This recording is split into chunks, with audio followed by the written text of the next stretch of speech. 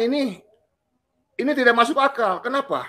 Tidak masuk akal. Karena yang masyhur bahwa pada tahun 317 Hijriyah di Mekah terjadi pembantaian besar-besaran sejumlah kurang lebih 30.000 jamaah haji oleh gerakan Qaramitah. Maka tidak mungkin sekarang ketika sekarang Imam Ahmad Al-Muhajir dari Basrah 317, kemudian beliau berangkat ke Madinah, berangkat lagi sekarang ke Mekah, yang waktu itu masih dikuasai secara penuh oleh gerakan radikal dari sekte Syiah Ismailiyah dengan mengatakan yang menyatakan dirinya sebagai gerakan Qaramitah. Ini sulit dipercaya, ada dua riwayat yang bertentangan. Karena mustahil, karena kan beliau mengatakan bahwa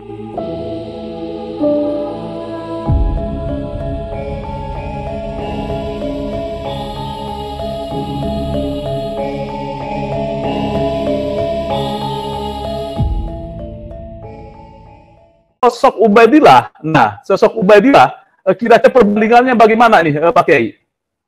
Ya, kalau dalam ilmu Rijalul Hadis, Ubaidillah itu ya jelas tidak ada. Karena anaknya Ahmad Al-Abad cuma 3. Muhammad, Ali, sama Husain. Ubaidillah itu nggak ada. Karena ini sudah saya cek satu dari mulai Abdullah, Abdillah, Ubaidillah, Ubaidullah bin Ahmad bin Isa itu tidak ada. Itu saya ngecek itu kurang lebih 50 kitab itu, Pak Yusuf, itu nggak main-main. Jelas terputus, tidak bisa disambungkan. Karena apa? Baik sekarang Imam Ahmad Al-Muhajir dan Imam Ubaidillah bin Ahmad, dua-duanya dalam ilmu ini orang yang tidak pernah terkonfirmasi dari mulai kitab abad ketiga sampai abad ke-10, 700 tahun. Tidak ada sama sekali. Langsung ke Kiai Alawi. Kiai Alawi, Kiai Alawi adalah pengkaji ilmu Rijalul Hadis dan nasab Bang Alawi dari pendekatan Rijalul Hadis. Apa yang Anda temukan, Kiai, tentang sosok Ubaidillah bin Isa ini ketika mengaduk-aduk atau membongkar kitab-kitab atau risalah-risalah di era itu? Apakah Anda menemukan sesuatu? Silakan, Kiai. Sebelum kita membahas Ubaidillah bin Ahmad, saya ingin membahasnya dari bapaknya dulu.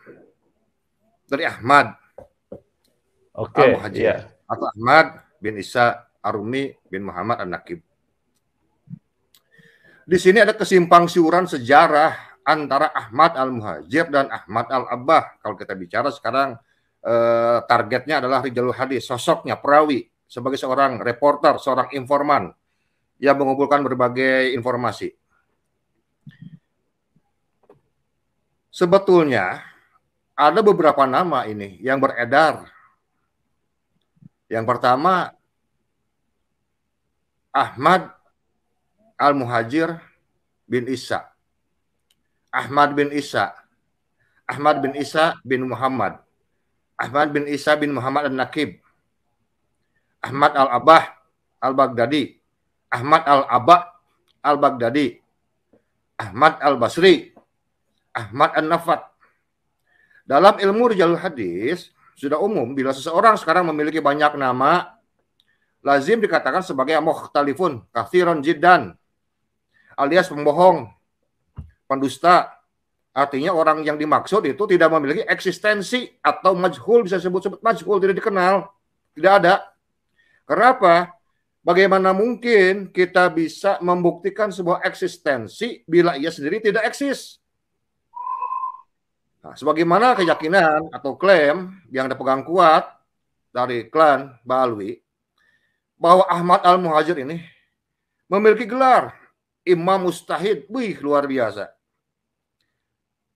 Dan dalam tradisi keislaman, keilmuan Islam, yang namanya Imam Mustahid, mereka semua adalah muhadis. Mereka adalah penghafal hadis, pengkoreksi hadis, mereka juga ahli fikih dan ahli periwayat hadis. Karena tidak ada satupun imam mustahid yang tidak meriwayatkan hadis. Tidak ada. Nah, tentang hal ini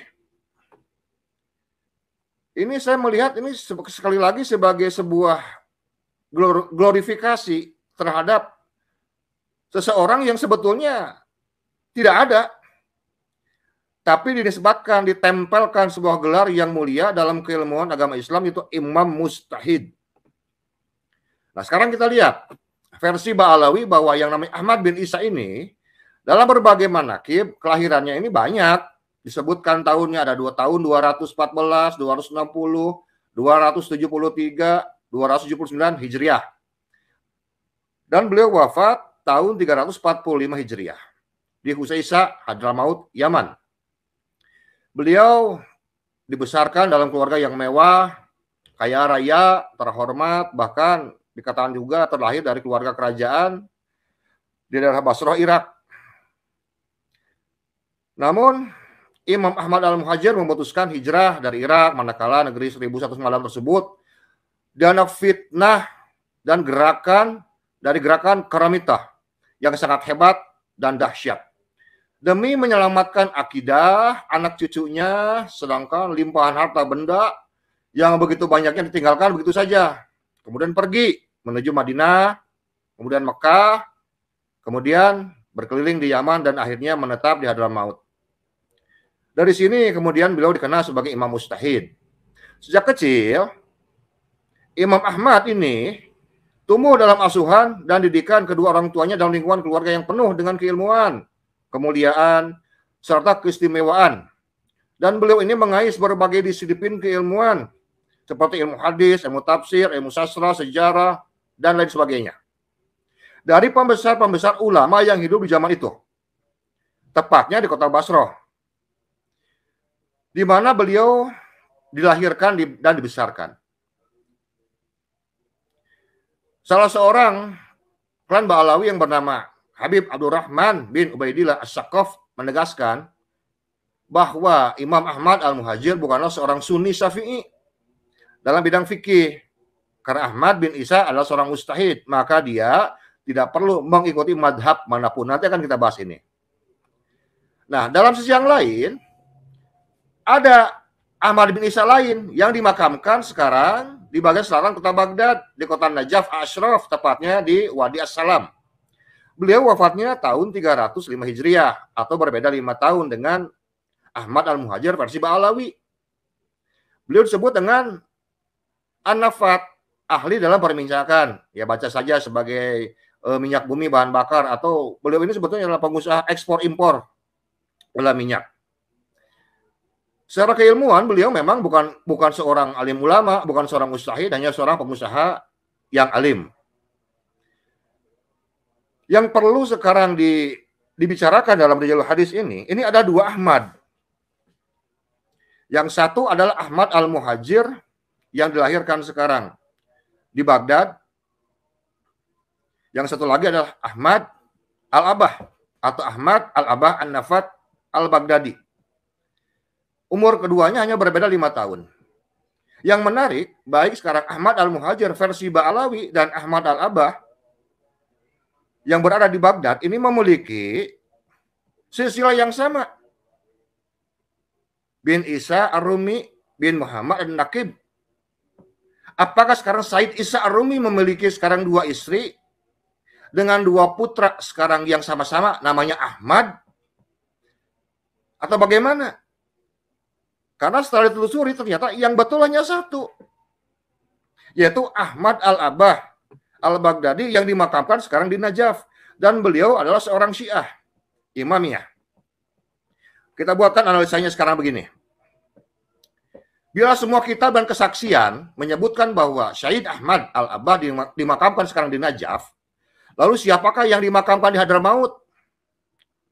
Logikanya, tidak mungkin orang yang sama punya kuburan lebih dari 1, kecuali yang 1 asli dan yang 1 palsu. 2. Said Ahmad al-Abah an-Najafi adalah pengikut mazhab Syiah yang dimakamkan mendekati makam datuknya Sayyidina Husain di Karbala. Jadi mustahil beliau dimakamkan di Hadramaut.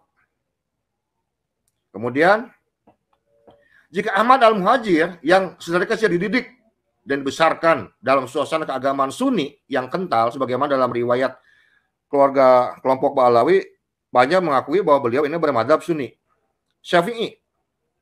Lalu mengapa tidak ada catatan siapa gurunya? Mengingat beliau adalah seorang bangsawan dari keluarga kaya raya di Basrah waktu itu. Yang keempat, lalu mengapa juga tidak ada sejarawan di zamannya yang menuliskan bahwa Ahmad Al-Muhajir berguru kepada Syekh Anu dan Syekh Anu? Padahal katanya Imam Ahmad Al-Muhajir kecil ini mengais berbagai disiplin ilmu. Seperti tadi, ilmu hadis, ilmu tafsir, ilmu fikih, sastra, sejarah, dan lain sebagainya. Dari pembesar-pembesar ulama di zaman itu. Kelima, dengan berbagai ilmu yang diterima oleh Ahmad Al-Muhajir yang dilahirkan dan dibesarkan dari keluarga bangsawan dan kaya raya di Basra waktu itu, ini sangat mungkin bahwa beliau ini dilahirkan antara tahun 274 sampai dengan 279 Hijriah. Dan beliau hijrah tahun 317 Hijriah. Sebagaimana masyhur diriwayatkan dalam beberapa riwayat. Artinya, sebelum hijrah, beliau ini berusia antara 43 sampai 48 tahun. Nah, sekarang bila dirunut para pembesar ulama di saat itu yang hidup dan pantas menjadi guru-gurunya Ahmad Al-Muhajir kecil atau sudah dewasa 43 sampai 48 tahun adalah Imam Muhammad bin Jarir At-Tabari Al-Baghdadi. Beliau lahir 224 sampai dengan 310 Hijriah. Diperkirakan ketika beliau wafat, Imam Ahmad Al-Muhajir berusia 33 sampai dengan 38 tahunan. Dan murid-murid Imam Muhammad bin Jarir At-Tabari antara lain dikatakan oleh Al-Hafidh Ad-Dhahabi adalah Abu Syu'aib, Abdullah bin Al-Hasan Al-Harani, Abdul Qasim At-Tabari, At-Tabarani, Ahmad bin Kamil Al-Qadi, Abu Bakar Asy-Syafi'i, Abu Ahmad ibnu Adi Al-Mukhallad bin Ja'far Al-Bakhrahi, Abu Muhammad ibnu Zaid Al-Qadi, Ahmad bin Al-Qasim Al-Qassab, Abu Amir Muhammad bin Ahmad bin Hamdan, Abu Ja'far bin Ahmad bin Ali Al-Khatib, Abu Ghafar Al-Ubaidillah Al-Hudaybi, Abu Al-Mufaddal Muhammad bin Abdullah Asy-Syaibani, Mu'alla bin Sa'id, dan banyak lagi. Bila benar Imam Ahmad Al-Muhajir mengais ilmu dari para pembesar ulama saat itu, mereka adalah murid-murid terbaiknya Imam Ibnu Jarir At-Tabari yang pasti akan sangat senang untuk mereferensikan sebagai guru-gurunya Imam Ahmad Al-Muhajir. Tapi kenyataannya tidak ada satupun riwayat yang mereka memiliki murid yang bernama Ahmad bin Isa atau Ahmad bin Isa meriwayatkan beberapa orang dari mereka adalah guru-gurunya. Tidak ada sama sekali. Kemudian yang keenam, tadi dikatakan bahwa menurut Habib Abdurrahman bin Ubaidillah Asy-Syaqqaf menebaskan bahwa Ahmad Al-Muhajir beliau adalah seorang mujtahid, sehingga beliau bukanlah seorang Sunni dari Syafi'i. Maka beliau tidak perlu mengikuti madhab manapun. Sedangkan yang masyhur dalam dunia keislaman bahwa Imam Ahmad Al-Muhajir adalah seorang Sunni. Dan pernyataan beliau yang menyatakan bahwa Ahmad bin Isa adalah seorang mujtahid, maka dia tidak perlu mengikuti madhab apapun, adalah pernyataan yang salah dan menyesatkan. Karena mayoritas mujtahid, fuqaha, dan ahli hadis semuanya bermadhab. Contoh, pendiri madhab Maliki, Imam Malik, pendiri madhab Hanafi, Imam Abu Hanifah, pendiri madhab Syafi'i, Imam Syafi'i, pendiri madhab Hambali adalah Imam Ahmad bin Hanbal, dan semuanya adalah mujtahid mutlak mustaqil. Pertanyaannya, lalu sejak kapan Imam Ahmad bin Isa dikatakan sebagai pendiri madhab Ahmadi atau Al-Muhajiri? Semua adalah kebohongan yang nyata. Pengakuan internal yang diviralkan tanpa disertai pengakuan eksternal yang sudah viral adalah sebuah kedustaan. 7. Dikatakan tadi bahwa Ahmad Al-Muhajir pada tahun 317 itu meninggalkan Basrah, hijrah ke Madinah sampai tahun 318. Berarti beliau 1 tahun dari Basrah ke Madinah, 317 sampai 318. Kemudian pada tahun 318 Hijriah beliau ke Mekah untuk menunaikan ibadah haji dan tinggal di sana sampai tahun 320. Artinya 1 tahun di Madinah, 2 tahun sekarang beliau menetap sekarang haji di Mekah. Hanya ini tidak masuk akal. Kenapa? Tidak masuk akal. Karena yang masyhur bahwa pada tahun 317 Hijriyah di Mekah terjadi pembantaian besar-besaran sejumlah kurang lebih 30.000 jamaah haji oleh gerakan Qaramitah. Maka tidak mungkin sekarang ketika sekarang Imam Ahmad Al-Muhajir dari Basrah 317, kemudian beliau berangkat ke Madinah, berangkat lagi sekarang ke Mekah, yang waktu itu masih dikuasai secara penuh oleh gerakan radikal dari sekte Syiah Ismailiyah dengan mengatakan yang menyatakan dirinya sebagai gerakan Qaranitah. Ini sulit dipercaya, ada dua riwayat yang bertentangan. Karena mustahil, karena kan beliau mengatakan bahwa beliau pergi itu kan dengan anak istrinya, berikut 70 orang pembantunya untuk menyelamatkan akidah sunninya. Kemudian ini seolah-olah beliau seperti masuk sekarang bukan hanya ke kandang singa masuknya, tapi beliau ini masuk ke kandang pembunuh berdarah dingin, seperti memberikan nyawa. Ayolah. Jadi ini sebuah kisah sebetulnya yang tidak logis dan tidak masuk akal sama sekali. Nah, riwayat tentang pembunuhan besar-besaran tentang sekte Qaranitah ini diriwayatkan secara detail oleh Imam Ibnu Jarir at-Tabari dalam kitab Tarikhul Umam wal Muluk, kemudian oleh Ibnu Katsir dalam kitab Bidayah wal Hidayah, kemudian juga oleh Ibnu Asir dalam kitab Al-Kamil fit Tarikh. Sekarang itu analisa pertama. Sekarang analisa yang kedua. Ahmad Al-Abai itu diyakini sebagai penganut mazhab Syiah Imamiyah. Yang makamnya itu di Najaf, Irak. Sedangkan Ahmad Al-Muhajir itu oleh Ba'alawi diyakini sebagai penganut Sunni Syafi'iyah. Yang kedua. Kedua Ahmad ini diklaim memiliki silsilah yang sama-sama bin Isa Ar-Rumi bin Muhammad An-Nakib. Kok bisa? Mungkinkah mereka adik kakak? Beda ibu? Karena memiliki silsilah ke atas yang sama. Ataukah Sayyid Isa Ar-Rumi memiliki dua orang putra yang sama-sama namanya Ahmad? 3. Menurut Ba'alawi, Ahmad Al-Muhajir seorang imam dan mustahid, bukan seorang pengusaha ekspor impor minyak. Menurut Syiah, Ahmad Al-Aba itu pengusaha ekspor impor minyak, bukan seorang mustahid dan seorang ulama. 4. Dua orang yang berbeda, yang satu bermadzhab Syiah, yang hidupnya di Baghdad dan wafat di Najaf, Irak, yang makamnya dibangun pada abad ke-4 Hijriah. Tapi dalam waktu yang hampir sama, beliau juga seorang Sunni Syafi'iyah yang hidup di Basra dan wafat di Husaisah, Yaman, dan makamnya dibangun pada abad 9 Hijriah.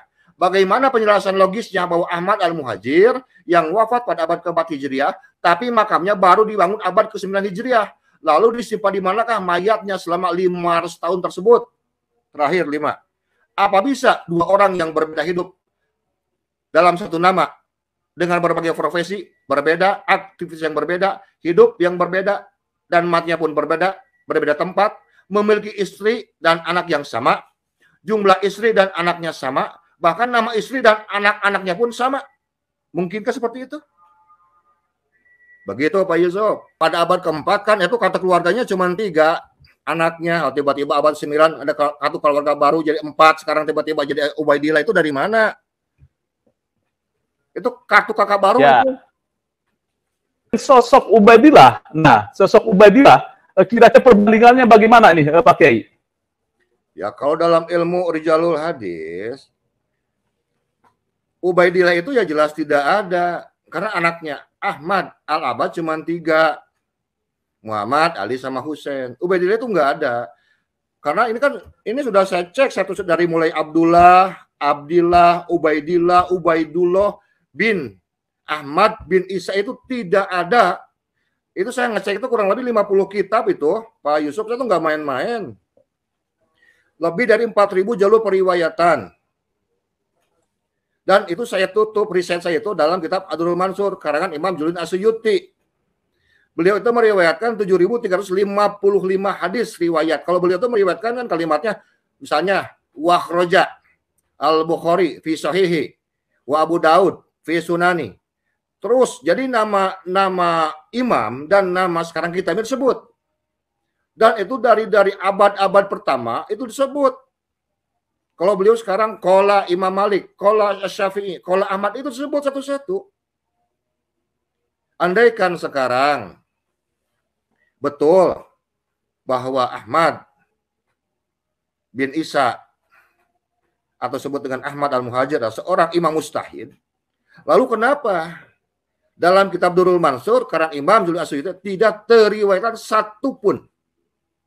Sedangkan ratusan ulama di sana disebutkan, termasuk al-muhaddis, al-faqih, mustahid, baik dari mustahid mutlak mustakil, mustahid mutlak ghair mustakil, mustahid madzhab, mustahid murajih, semua disebutkan. Karena yang kita tahu dalam madzhab Syafi'i bahwa Imam Jalaluddin As-Suyuti adalah di mana berakhirnya semua sanad keilmuan dalam ilmu hadis. Mungkin nanti bisa dilengkapi lah oleh Dr. Ribut. Jadi betul-betul sangat tidak masuk akal dari awal pencarian sampai akhir itu memang tidak ada namanya. Apalagi kalau kita sekarang bicara masuk dalam kajian suhroh wal istifadoh. Wah, betul-betul tidak masuk sama sekali. Karena kalau kita bicara sekarang suhroh wal istifadoh, kita harus bicara fakta logis. Di sana ada 6 yang harus dibahas.